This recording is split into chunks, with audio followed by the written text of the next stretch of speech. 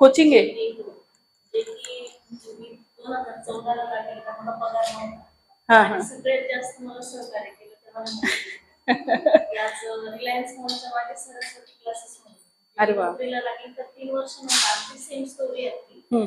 तर तो पगार होईल तेव्हा होईल, पण न थांबता मी 2 मुलांवर ट्युशन सुरू केली होती. एक यांचीच मुलगी. त्यांनी सुरुवातीला कोरोनामध्ये म्हटलं पहिले छोटी मुलगी पाठवली, मुलगी गेली परत घर भरलं.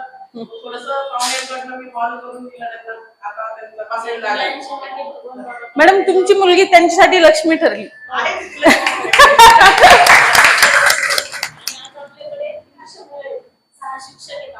अरे वा वा.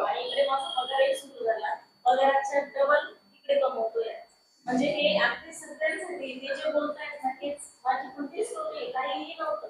11 वर्ष मी एकत्र कुटुंबात 16 जणांचा कुटुंब होतं की जे ज्यावेळेस मी एमएड होती, पण तेच घरचे आपल्याला ओळखत नाही. बाहेरचे मला आज 100 मुलं सॅल्यूट करतात.